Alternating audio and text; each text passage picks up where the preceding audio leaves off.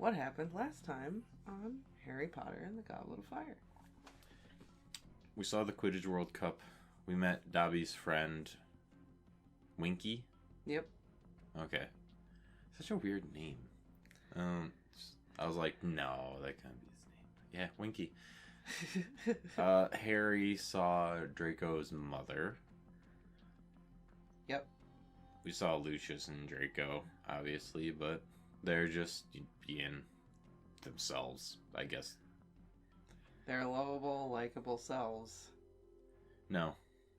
Nothing like that. That was a little bit of sarcasm.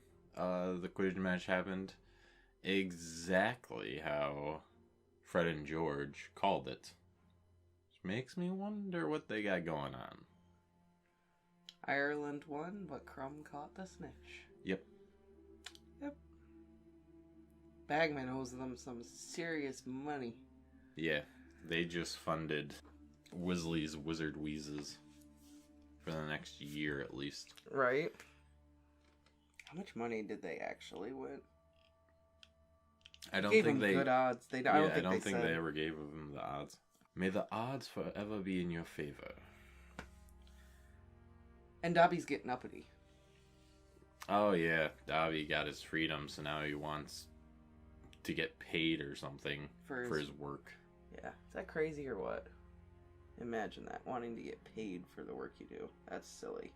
Well, I guess then without further ado, let's read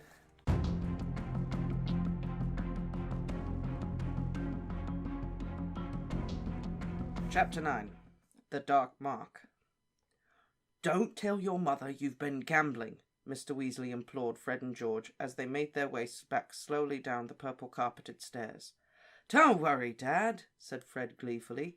We've got big plans for this money. We don't want it confiscated. Mr. Weasley looked for a moment as though he were going to ask what these big plans were, but seemed to decide upon reflection that he did not want to know. They were soon caught up in the crowds now flooding out of the stadium and back to their campsites. Raucous singing was borne toward them on the night air as they retraced their steps along the lantern-lit path, and leprechauns kept shooting over their heads, cackling and waving their own lanterns. When they finally reached the tents, nobody felt like sleeping at all, and, given the level of noise around them, Mr. Weasley agreed that they could all have at least one last cup of cocoa together before turning in. They were soon arguing joyously about the match. Mr. Weasley got drawn into a disagreement about cobbing with Charlie, and it was only when Ginny fell asleep right at the tiny table and spilled hot chocolate all over the floor that Mr. Weasley called it a halt to the verbal replays and insisted that everyone went to bed. Hermione and Ginny went into the next tent, and Harry and the rest of the Weasleys changed into pyjamas and clambered into their bunks. From the other side of the campsite they could still hear much singing and the odd echoing bang. "Oh, I'm glad I'm not on duty," muttered Mr. Weasley sleepily. "I wouldn't fancy having to go and tell the Irish they've got to stop celebrating." Harry, who was on a top bunk above Ron, lay staring up at the canvas ceiling of the tent, watching the glow of an occasional leprechaun lantern flying overhead, and picturing once again some of Crumb's more spectacular moves. He was itching to get back on his own firebolt and try out the Wonsky Fient. Somehow Oliver Wood had never managed to convey, with all his wriggling diagrams, what that move was supposed to look like. Harry saw himself in robes that had his name on the back, and imagined the sensation of hearing 100,000 strong crowd roar as Ludo Bagman's voice echoed throughout the stadium. "I give you Potter!" Harry never knew whether he had actually dropped off to sleep or not. His fantasies of flying like Crumb might as well have slipped into actual dreams. All he knew was that quite suddenly Mr. Weasley was shouting, "Get up! Ron! Harry! Come on, get up! This is urgent!" Harry sat up quickly, and the top of his head hit canvas. "What's the matter?" he said. Dimly he could tell that something was wrong. The noises in the campsite had changed. The singing had stopped. He could hear screams and the sounds of people running. He slipped down from the bunk and reached for his clothes, but Mr. Weasley, who had pulled on his jeans over his own pyjamas, said, "No time, Harry. Just grab a jacket and get outside. Quickly." Harry did as he was told, and hurried out of the tent, Ron at his heels. By the light of the new fires that were burning, he could see the people running away into the woods, fleeing something that was moving across from the field toward them, something that was emitting odd flashes of light and noises like gunfire. Loud jeering, roars of laughter, and drunken yells were drifting toward them. Then came a burst of strong green light which illuminated the scene. A crowd of wizards, tightly packed and moving together with wands pointing straight upwards, was marching slowly across the field. Harry squinted at them. They didn't seem to have faces. Then he realized that their heads were hooded and their faces masked. High above them, floating in mid-air, 4 struggling figures were being contorted into grotesque shapes. It was as though the masked wizards on the ground were puppeteers, and the people above them were marionettes operated by invisible strings that rose from the wands into the air. 2 of the figures were very small. More wizards were joining the marching group, laughing and pointing up at the floating bodies. Tents crumpled and fell as the marching crowd swelled. Once or twice Harry saw one of the marchers blast a tent out of the way with his wand. Several caught fire. The screaming grew louder. The floating people were suddenly illuminated as they passed over a burning tent, and Harry recognized one of them, Mr. Roberts, the campsite manager. The other 3 looked as though they might be his wife and children. One of the marchers below flipped Mrs. Roberts upside down with his wand. Her nightdress fell down to reveal voluminous drawers. She struggled to cover herself up as the crowd below had screeched and hooted with glee. "That's sick," Ron muttered, watching the smallest Muggle child, who'd begun to spin like a top 60 feet above the ground, his head flopping limply from side to side. "That is really sick." Hermione and Ginny came hurrying toward them, pulling coats over their nightdresses, with Mr. Weasley right behind them. At the same moment, Bill, Charlie, and Percy emerged from the boys' tent, fully dressed with their sleeves rolled up and their wands out. "We're going to help the Ministry," Mr. Weasley shouted over all the noise, rolling up his own sleeves. "You lot, get into the woods and stick together. I'll come and fetch you when we've sorted this out." Bill, Charlie, and Percy were already sprinting away toward the oncoming marchers. Mr. Weasley tore after them. Ministry wizards were dashing from every direction toward the source of the trouble. The crowd beneath the Roberts family was coming ever closer. "Come on," said Fred, grabbing Ginny's hand and starting to pull her toward the wood. Harry, Ron, Hermione, and George followed. They all looked back as they reached the trees. The crowd beneath the Roberts family was getting larger than ever. They could see the Ministry wizards trying to get through to the hooded wizards in the center, but they were having great difficulty. It looked as though they were scared to perform any spell that might make the Roberts family fall. The coloured lanterns that had lit the path to the stadium had been extinguished. Dark figures were blundering through the trees. Children were crying. Anxious shouts and panicked voices were reverberating around them in the cold night air. Harry felt himself being pushed hither and thither by people whose faces he couldn't see. He heard Ron yell with pain. "What happened?" said Hermione anxiously, stopping so abruptly that Harry walked into her. "Ron, where are you? Oh, this is stupid. Lumos!" She illuminated her wand and directed its narrow beam across the path. Ron was laying sprawled on the ground. "Tripped over a tree root," he said angrily, getting to his feet again. "Well, with the size of those feet, hard not to," said a drawling voice from behind them. Harry, Ron, and Hermione turned sharply. Draco Malfoy was standing alone near by them, leaning against a tree, looking utterly relaxed. His arms folded, he seemed to have been watching the scene on the campsite through a gap in the trees. Ron told Malfoy to do something that Harry knew he would never have dared say in front of Mrs. Weasley.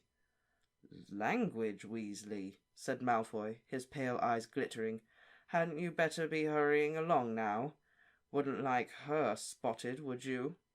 He nodded at Hermione, and at the same moment a blast like a bomb sounded from the campsite, and a flash of green light momentarily lit the trees around them. "What's that supposed to mean?" said Hermione defiantly. "Granger, they're after muggles," said Malfoy. "Do you want to be showing off your knickers in mid-air? Because if you do, hang around. They're moving this way, and it would give us all a laugh." "Hermione's a witch," Harry snarled. "Have it your own way, Potter," said Malfoy, grinning maliciously.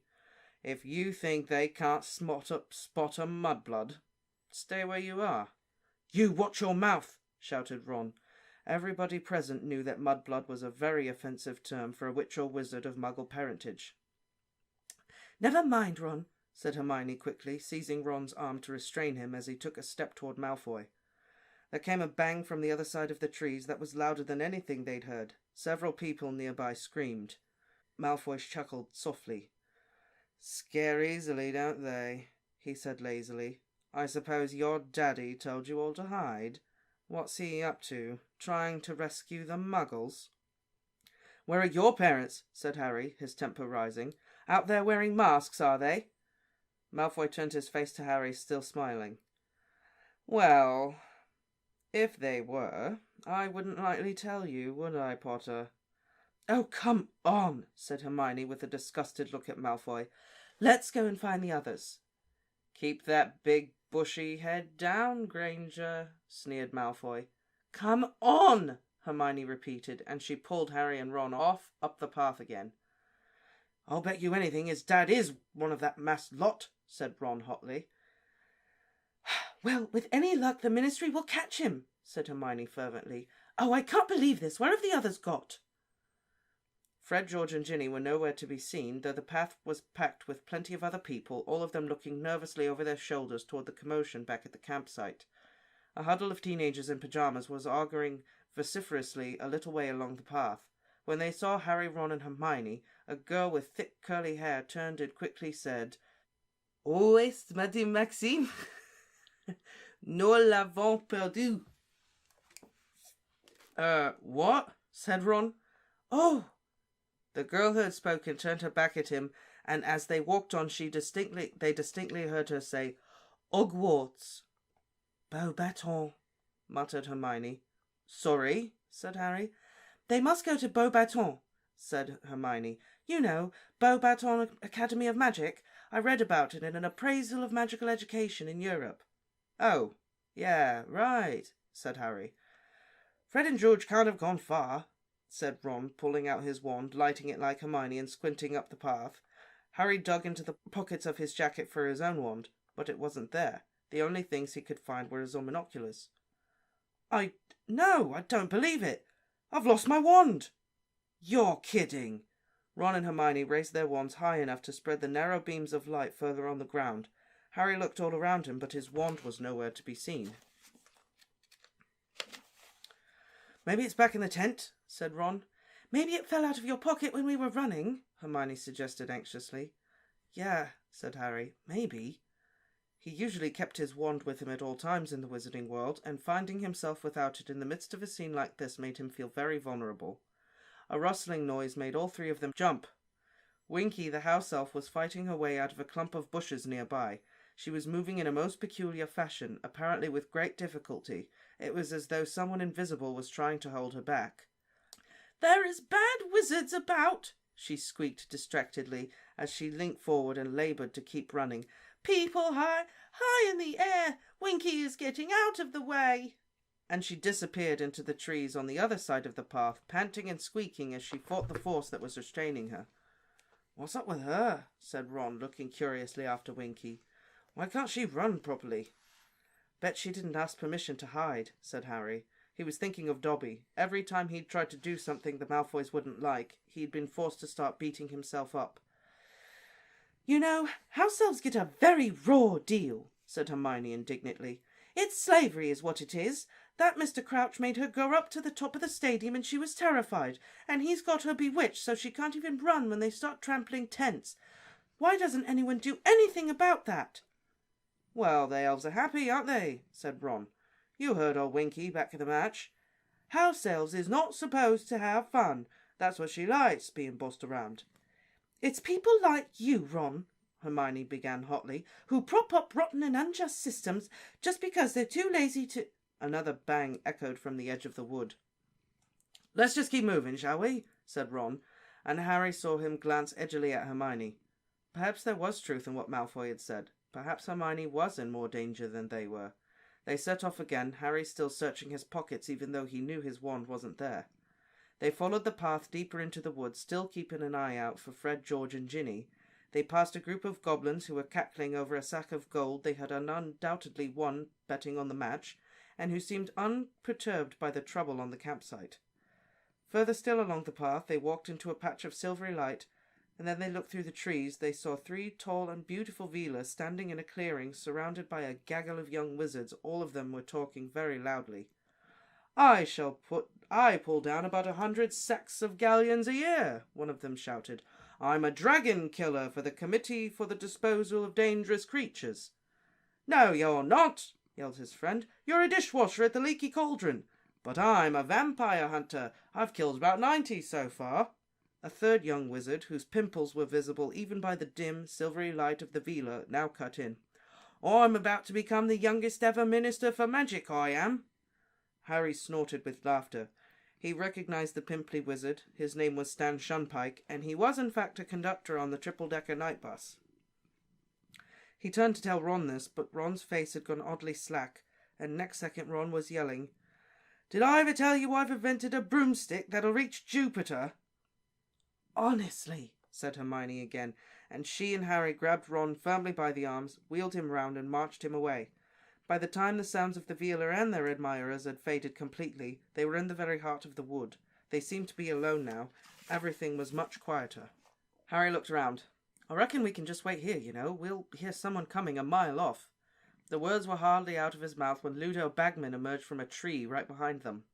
Even by the feeble light of the two wands, Harry could see that a great change had come over Bagman. He no longer looked buoyant and rosy-faced. There was no more spring in his step. He looked very white and strained.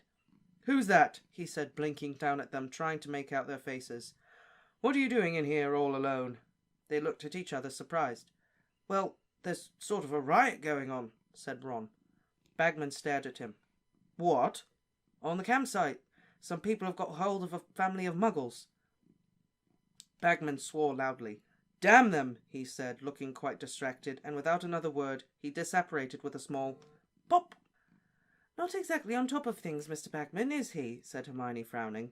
He was a great beater, though, said Ron, leading the way off the path into a small clearing and sitting down on a patch of dry grass at the foot of a tree. The Wimborne Wasps won the league 3 times in a row while he was with them. He took out his small figure of Crumb from his pocket, set it down on the ground and watched it walk around for a little while. Like the real Crumb, the model was slightly duck-footed and round-shouldered. Harry was listening out for noise from the campsite. Everything still seemed quiet. Perhaps the riot was over. I hope the others are okay, said Hermione after a while. They'll be fine, said Ron. Imagine if your dad catches Lucius Malfoy, said Harry, sitting down next to Ron and watching the small figure of Crumb slouching over the falling leaves. He's always said he'd like to get something on him. That'd wipe the smirk off old Draco's face, all right, said Ron. Those poor muggles, though, said Hermione nervously. What if they can't get them down? They will, said Ron assuringly. They'll find a way. Mad, though, to do something like that when the whole Ministry of Magic's out here tonight, said Hermione. I mean, how do they expect to get away with it? Do you think they've been drinking, or they just... But she broke off abruptly and looked over her shoulder. Harry and Ron looked round quickly, too. It sounded as though someone was staggering toward them in the clearing. They waited, listening to the sounds of the uneven steps behind the dark trees, but the footsteps came to a sudden halt. Hello? Called Harry. There was silence. Harry got to his feet and peered around the tree. It was too dark to see very far, but he could sense somebody standing just beyond the range of his vision. Who's there? He said, and then, without warning, the silence was rent by a voice unlike any they'd heard in the wood, and it uttered not a panicked shout, but what sounded more like a spell. Mos Mordre!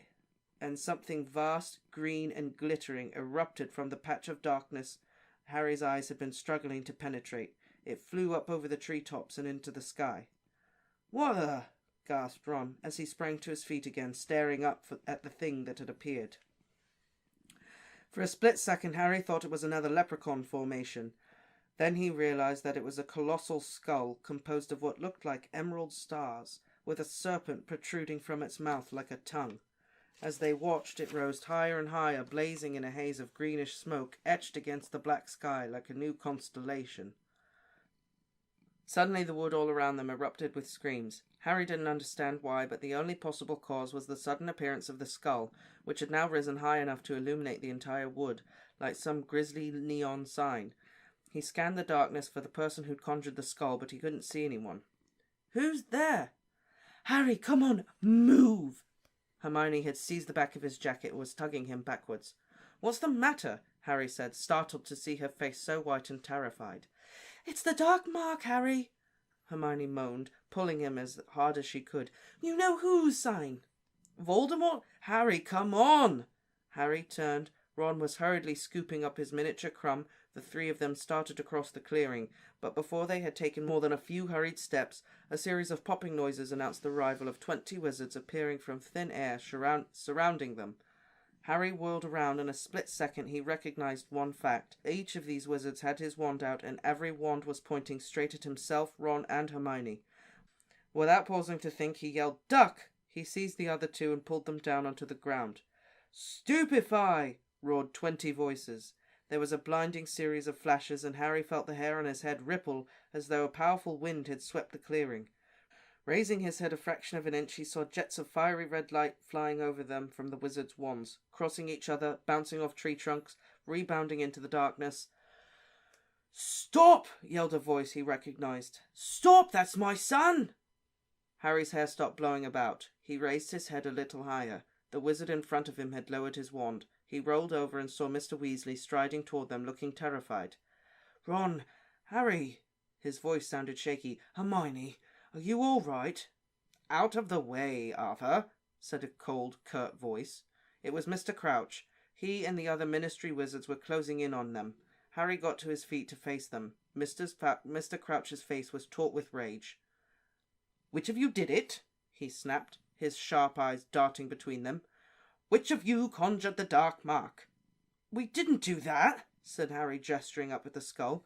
"We didn't do anything," said Ron, who was rubbing his elbow and looking indignantly at his father. "What do you want to attack us for?" "Do not lie, sir," shouted Mr. Crouch. His wand was still pointing directly at Ron, and his eyes were popping. He looked slightly mad. "You have been discovered at the scene of the crime." "Barty," whispered a witch in a long woolen dressing gown. "They're kids, Barty. They'd never be able to—" "Where did the mark come from, you three?" said Mr. Weasley quickly. "Over there," said Hermione shakily, pointing at the place where they had heard the voice. "There was someone behind the trees. They shouted words, an incantation." "Oh, stood over there, did they?" said Mr. Crouch, turning his popping eyes on Hermione now. Disbelief edged over his face. "Said an incantation, did they? Well, you seem very informed about how the mark is summoned, missy." But none of the Ministry wizards, apart from Mr. Crouch, seemed to think it was remotely likely that Harry, Ron, or Hermione had conjured the skull. On the contrary, at Hermione's words, they had all raised their wands again and were pointing in the direction she had indicated, squinting in the dark trees. "Oh, we're too late," said the witch in the woolen dressing gown, shaking her head. "They'll have disapparated." "I don't think so," said a wizard with a scrubby brown beard. It was Amos Diggory, Cedric's father. "Our stunners went right through those trees. There's a good chance we got them." "Amos, be careful," said a few of the wizards warningly, as Mr. Diggory squared his shoulders, raised his wand, marched across the clearing, and disappeared into the darkness. Hermione watched him vanish with her hands over her mouth. A few seconds later they heard Mr. Diggory shout, "Yes, we got 'em! There's someone here, unconscious, But blimey!" "You've got someone!" shouted Mr. Crouch, sounding highly disbelieving. Who is it?" They heard snapping twigs, the rustling of leaves, and then crunching footsteps as Mr. Diggory re-emerged from behind the trees. He was carrying a tiny limp figure in his arms. Harry recognized the tea towel at once. It was Winky. Mr. Crouch did not move or speak as Mr. Diggory deposited Mr. Crouch's elf on the ground at his feet. The other Ministry wizards were all staring at Mr. Crouch. For a few seconds, Crouch remained transfixed, his eyes blazing in his white face as he stared down at Winky. Then he appeared to come back to life again. "This cannot be," he said jerkily. "No." He moved quickly around Mr. Diggory and strode off toward the place where he had found Winky. "No point, Mr. Crouch," Mr. Diggory called after him. "There's no one else there." But Mr. Crouch did not seem prepared to take his word for it. They could hear him moving around, the rustling of leaves as he pushed the bushes aside, still searching. "Bit embarrassing," said Mr. Diggory grimly, looking down at Winky's unconscious form. "Barty Crouch's house elf, I mean to say." "Come off it, Amos," said Mr. Weasley quietly. "You don't seriously think it was the elf? The dark mark's a wizard's sign. It requires a wand." "Yeah," said Mr. Diggory. "And she had a wand." "What?" said Mr. Weasley. "Here, look." Mr. Diggory held up a wand and showed it to Mr. Weasley. "Had it in her hand. Now that's the clause 3 of the Code of Wand Use broken for a start. No non-human creature is permitted to carry or use a wand." Then there was another pop, and Ludo Bagman apparated right next to Mr. Weasley. Looking breathless and disorientated, he spun on the spot, ogling up toward the emerald green skull. "The Dark Mark!" he panted, almost trampling Winky as he turned inquiringly to his colleagues. "Who did it? Did you get him? Barty, what's going on?" Mr. Crouch had returned empty-handed. His face was still ghostly white, and his hands and his toothbrush moustache were both twitching. "Where have you been, Barty?" said Bagman. "Why weren't you at the match? Your elf was saving you a seat, too. Gulping gargoyles!" Bagman had just noticed Winky lying at his feet. "What happened to her?" "I have been busy, Ludo," said Mr. Crouch, still talking in the same jerky fashion, barely moving his lips, "and my elf has been stunned." "Stunned? By you lot, you mean? But why?"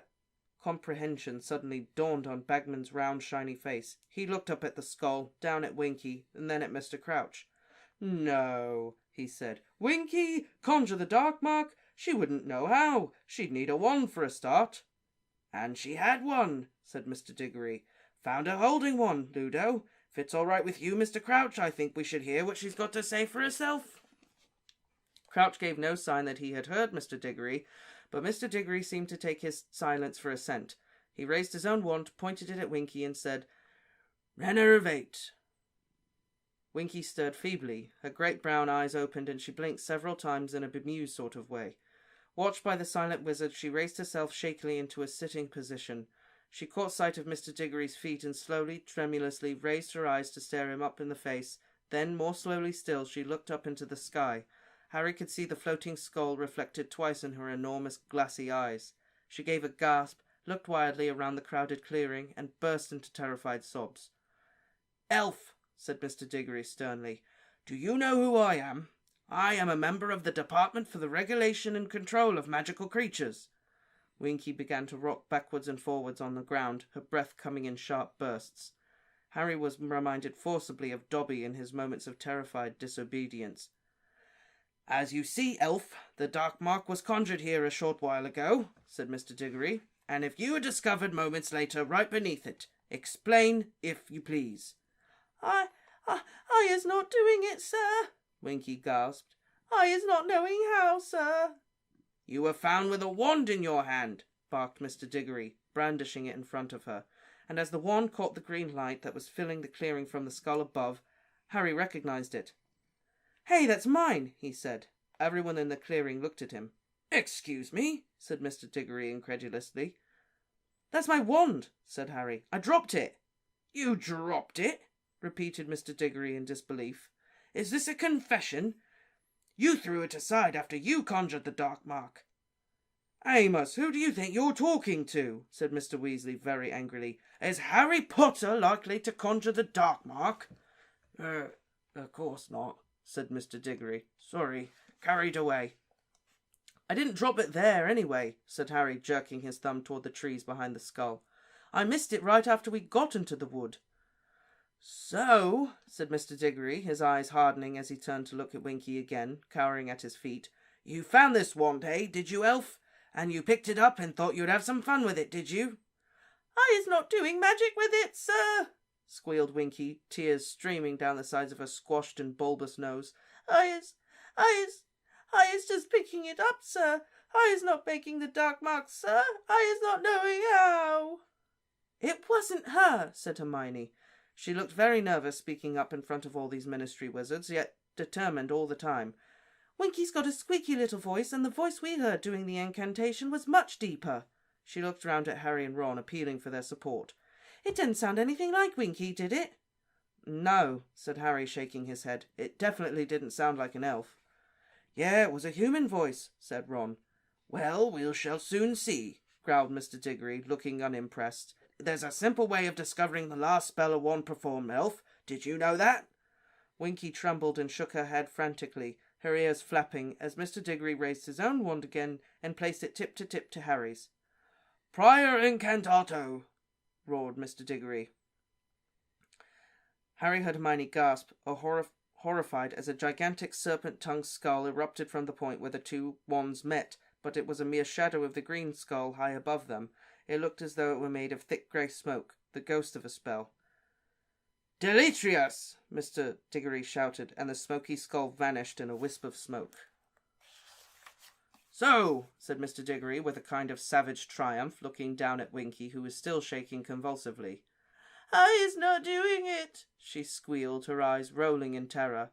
I is not knowing how. I is a good elf. I isn't using wands. I isn't knowing how." "You've been caught red-handed, elf," Mr. Diggory roared. "Caught with a guilty wand in your hand." "Amos," said Mr. Weasley loudly, "think about it. Precious few wizards know how to do that spell. Where could she have learnt it?" "Perhaps Amos is suggesting," said Mr. Crouch, cold anger in his every syllable, "that I routinely teach my servants to conjure the dark mark." There was a deep unpleasant silence. Amos Diggory looked horrified. "Mr. Crouch, not at all." "You have come very close to accusing two people in this clearing who are at least the least likely to conjure that mark," barked Mr. Crouch. "Harry Potter and myself. I suppose you are familiar with the boy's story, Amos?" "Of course, everyone knows," muttered Mr. Diggory, looking highly discomfited. "And I trust you remember the many proofs I have given over a long career that I despise and detest the dark arts and those who practice them," Mr. Crouch shouted, his eyes bulging again. "Mr. Crouch, I never suggested you had anything to do with it," muttered Amos Diggory, now reddening behind his scrubby brown beard. "If you accuse my elf, you accuse me, Diggory," shouted Mr. Crouch. "Where else would she have learnt to conjure it?" She might have picked it up somewhere, anywhere." "Precisely, Amos," said Mr. Weasley. "She might have picked it up anywhere." "Winky," he said kindly, turning to the elf, but she flinched as though he too was shouting at her. "Where exactly did you find Harry's wand?" Winky was twisting the hem of her tea towel so violently that it was fraying beneath her fingers. I was finding it there, sir," she whispered. "There, in the trees, sir."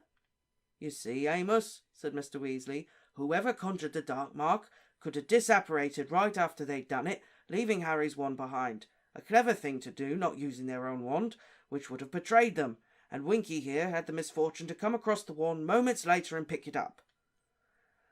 "But then she'd been 10 feet away from the real culprit," said Mr. Diggory impatiently. "Elf, did you see anyone?" Winky began to tremble worse than ever.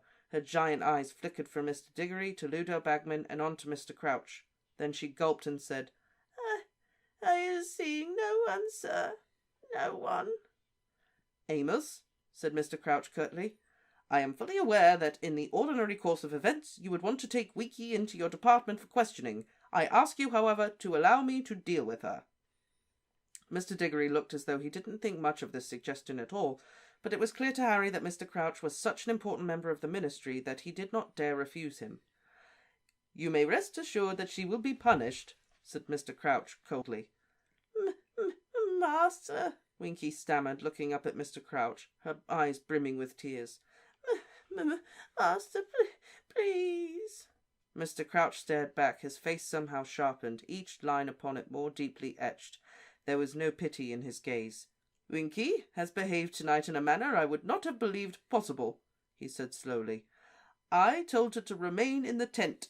I told her to stay there while I went to sort out this trouble, and I find that she disobeyed me. This means clothes." "No!" shrieked Winky, prostrating herself at Mr. Crouch's feet. "No, master, not clothes, not clothes." Harry knew the only way to turn a house elf free was to present it with proper garments. It was pitiful to see the way Winky clutched at her tea towel as she sobbed over Mr. Crouch's feet. "But she's frightened," Hermione burst out angrily, glaring at Mr. Crouch. "Your elf scared of heights, and those wizards in masks were levitating people. You can't blame her for wanting to get out of the way." Mr. Crouch took a step backwards, freeing himself from contact with the elf, who he was surveying as though she was something filthy and rotten that was contaminating his overly shined shoes. I have no use for a house elf who disobeys me, he said coldly, looking up at Hermione. I have no use for a servant who forgets what is her due to her master and to her master's reputation. Winky was crying so hard that her sobs echoed through the clearing.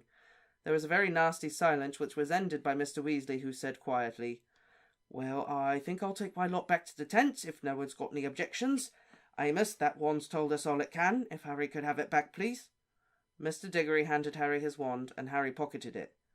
Come on, you three, said Mr. Weasley quietly, but Hermione didn't want to move. Her eyes were still on the sobbing elf.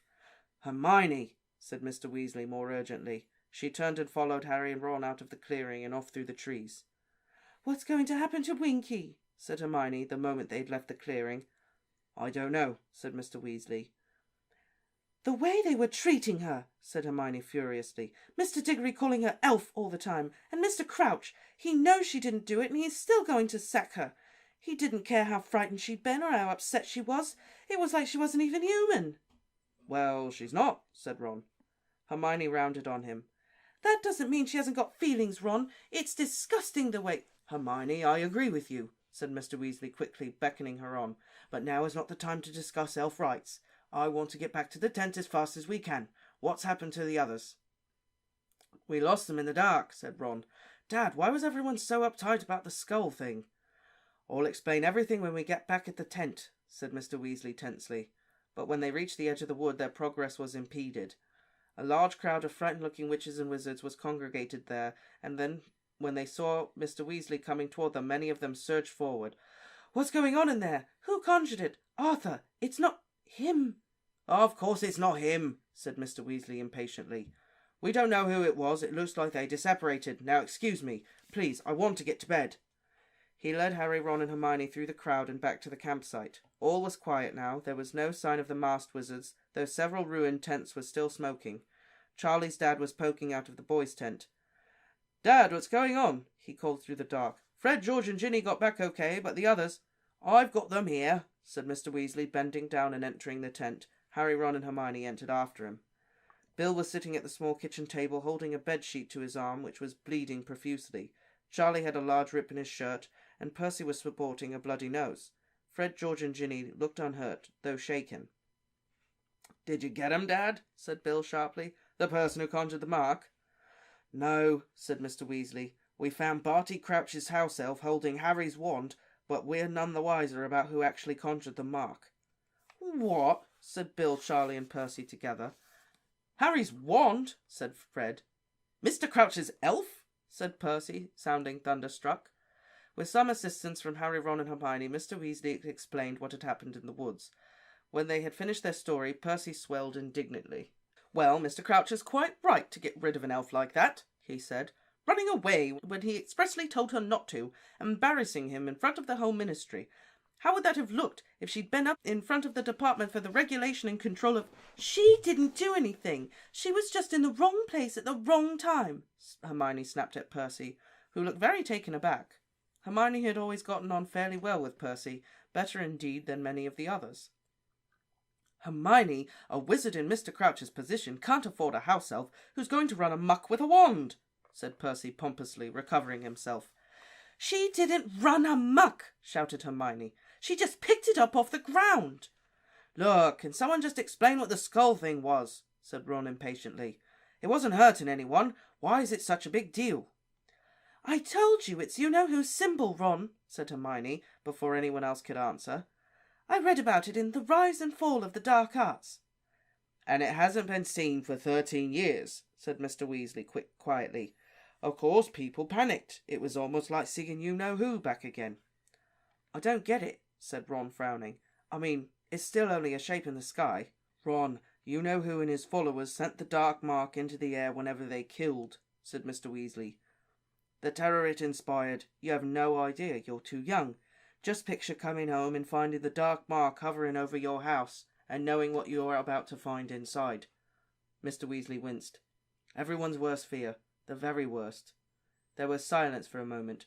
Then Bill, removing the sheet from his arm to check on his cut, said, Well, it didn't help us tonight, whoever conjured it. It scared the Death Eaters away the moment they saw it. They all disapparated before we got near enough to unmask any of them.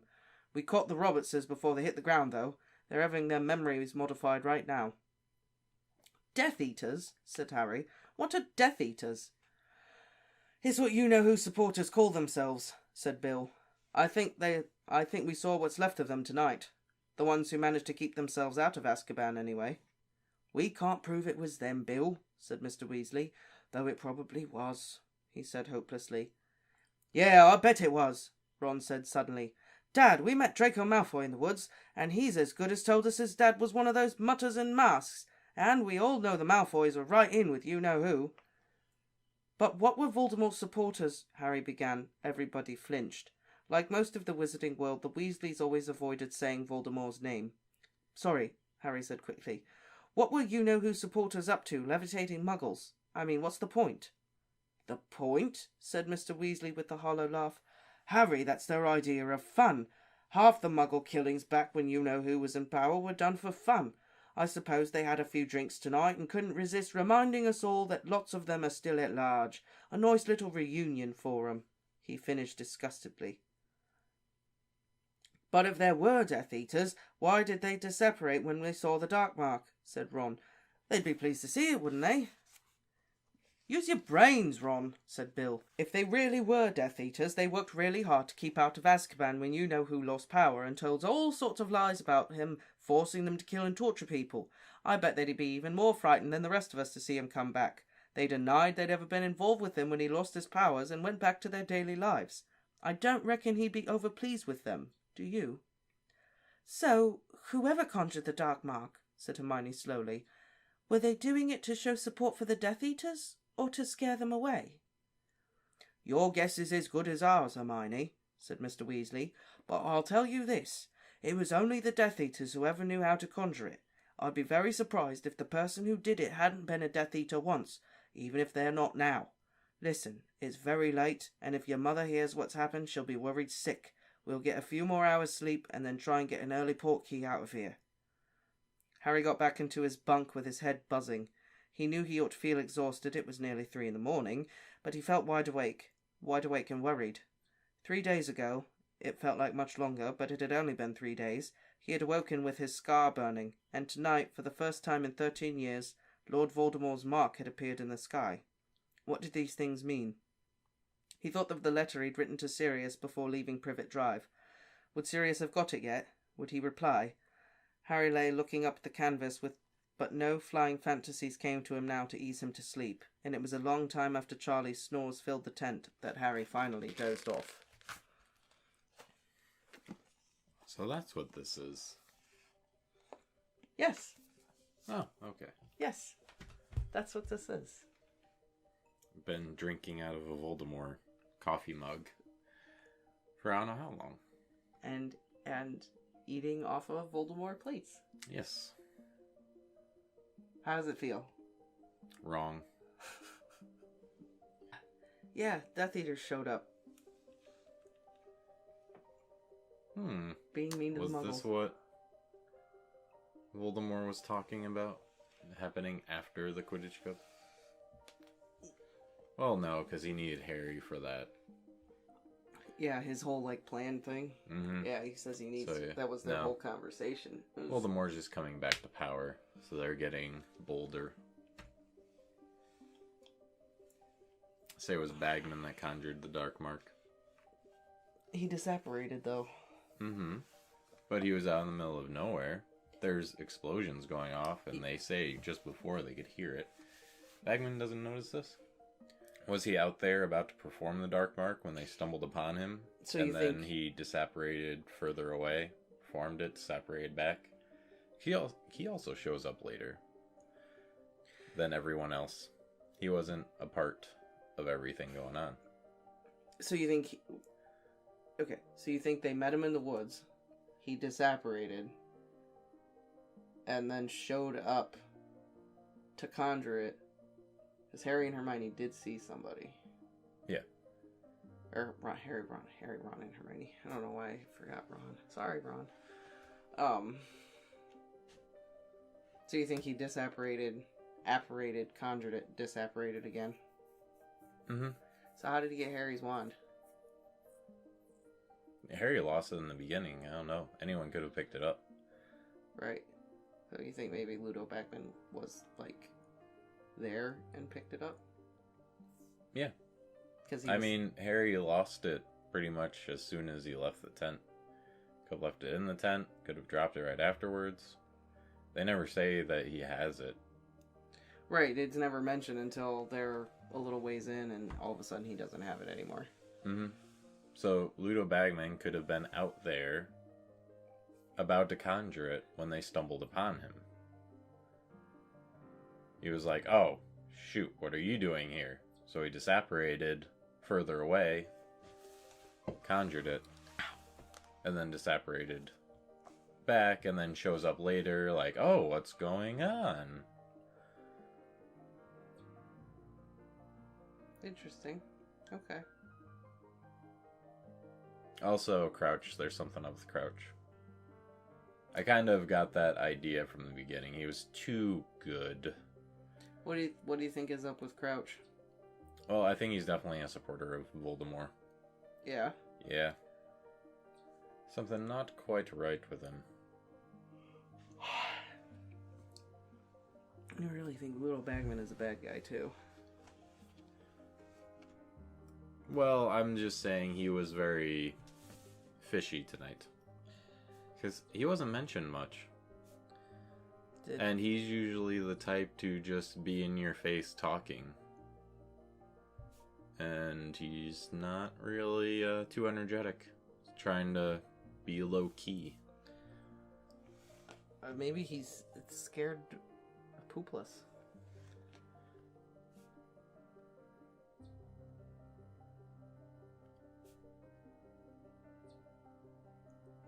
It was either Ludo or Crouch.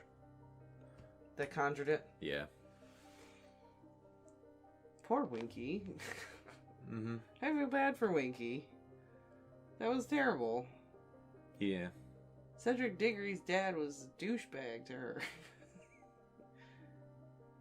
Yeah, he's not a nice guy, but he's a douchebag to everyone. Yeah. He was mean to her, though. I mean, Jesus, she was so upset. And Crouch wasn't? Yeah, he was mean, too. They were all... I'm more concerned about what Crouch was doing. Like, I fully support Hermione's reaction to all of that 100%. She's just like, this is wrong. This is slavery.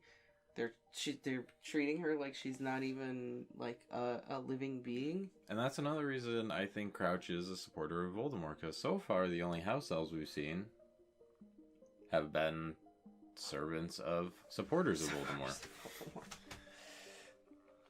They're like the only people cruel enough to keep a house elf. If Crouch does support you know who. You're convinced. I'm convinced. You're just convinced. Crouch is in league with Voldemort. Winky did not want to be free. Nope. No. Did they mention that Crouch was with them when they were stopping the Death Eaters from, levitating the humans? No, because I think somebody was asking where he is. And didn't Little Bagman say where is he? Somebody says, where's Crouch? I thought it was... Let me see. I thought Crouch showed up first, then Ludo showed up. Yeah, but I think when all the craziness, like the chaos of it is going on, I think somebody asked, where is he? Oh, that's what. Because Hermione starts complaining about him while they're walking through the woods, but no one actually says anything about where he is. Oh, okay. So he could have been helping the Ministry. And also, it's a thing with villains. They tend to be very proper. And Crouch is that. Oh, and in Harry Potter? Yeah. Well, no, just in books in general. 9 times out of 10, the villain is very meticulous. You never see the villain, messy desk and trying to figure it out. It's always the hero, the investigator. Think of like Sherlock Holmes. It's just books everywhere, and it's a mess.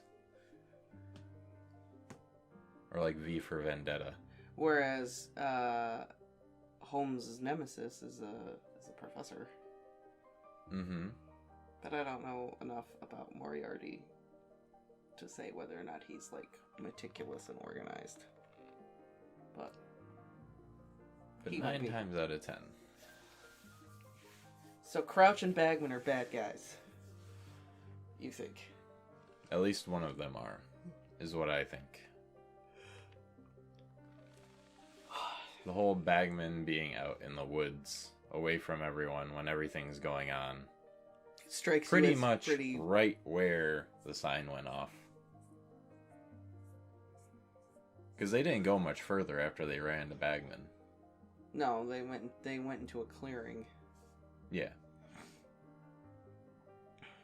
And then on the other side of the clearing is where the dark sign came up. So, it's very possible that he was out there originally to set off the mark, and they just stumbled upon him. Very interesting, though, that it scared all the rest of them away. The other ones. Well, they weren't ready for that. I think it was just a display to show, like, we're back. Like loyalty, like we're don't forget. Yeah. Right after the cup, too. Literally right after. Mm-hmm. Ugh. Saving grace for the Muggles, though. I mean, they're just gonna get a memory charm, and they're not gonna remember anything. Yeah. They're just gonna wake up in the morning like, oh, I slept horrible last night. All right. Why does my back hurt so bad? Kink in my neck. Oh. I mean, that's a good thing. Kids are gonna come out. Daddy, I had a nightmare. I mean, thank goodness. What they were doing to those Muggles was pretty awful. Mm-hmm. And Malfoy just doesn't care. No, Malfoy's into it. He thinks it's great. Malfoy's like, better watch out, Hermione. They're gonna come and get you. But we all know that his dad's all in cahoots with Voldemort. Well, that's why Harry said what he said. You know, well, your dad's probably out there with him. And Draco's just like, maybe he is, maybe he isn't. Oh. Do you have any other thoughts on the chapter? Other than I hope it's kind Draco goes to Azkaban. No. Draco goes to Azkaban? You want Draco to go to Azkaban? Draco's a little he needs, some tough love boot camp. Does he now? Yeah. That's funny. You know that Scared Straight? Yeah. Scared Straight Azkaban edition. Jesus Christ. Just send them in there for, a week. Strain them right out. Yeah, I'm sure the Dementors would love that. That's what I mean. You get to teach these kids some manners, and the Dementors get to eat. It's a win-win. Exactly. Good thinking of the Dementors there. Oh, thank you. And their well-being. Mm-hmm. Good for you. Well, I mean, they missed out on the Harry Potter snack, so I figure they're hungry. And Sirius snack. Yeah. They didn't get that either. I mean, they scared the crap out of them with the Patronus. A little mean. Good. Imagine you're just eating dinner and I just come up, boo! And your food just goes flying everywhere. How would you feel? Startled and a little angry, probably. I'd be a little salty. Dementors are people too. Just remember that. Well, they're not, but they are. Dementors have feelings. Hunger. Is that a feeling? I guess it could be, right? Hunger. Oh man, what are the bad trolls in Trolls? Oh my god, the booger looking guy? Yeah, the booger. Oh my god. What are they called? The booger ghouls. I don't know. I want to say they're called something stupid like Grumpkins or something. Yes, they are. Grumpkin. That's it. Is Yeah. that what it is? Oh my god. The Grumpkins are Dementors. They literally eat the trolls for their happiness. And that's what Dementors do. They just want to feel happy. So they just take everyone else's happy. We need Princess Poppy to come in here and teach the Dementors that happiness comes from within. You choose to be happy. Leave Azkaban. Go live your dreams. Get some sun, for God's sake. I can't believe we're talking about Princess Poppy and Dementors. You're breaking my mind right now. Oh my god. She's like infinite energy for them. Her energy is So maybe they just need to like forever. Keep her somewhere, and the Dementors can just continuously just suck out her energy. Yeah. They don't have to eat her. They can just sustain the entire Dementor population off of her. The Dementors finding a troll is like us successfully controlling nuclear fusion. Infinite power. Infinite energy. Yeah. Yeah. If the Dementors found the troll, how fast do you think they'd suck them dry, though? Would they be like addicts about it and just like and just not be able to stop? I don't know. Be like eating crawfish. Just, you know. But they eat their souls. They don't physically eat them. Dementor kiss. Throw it away. Yeah. Yeah. Okay, that's true. That's true. Yeah, well, let's, all of this just happened. It's crazy business. So, like, comment, and subscribe. Tell us what you think about what just happened. No spoilers, please. And we will see you next time for Chapter 10, Mayhem at the Ministry. Dear Lord, it's French. Oh my god, I don't read French. I'm gonna try, guys. I'm gonna butcher it, but I'm gonna try.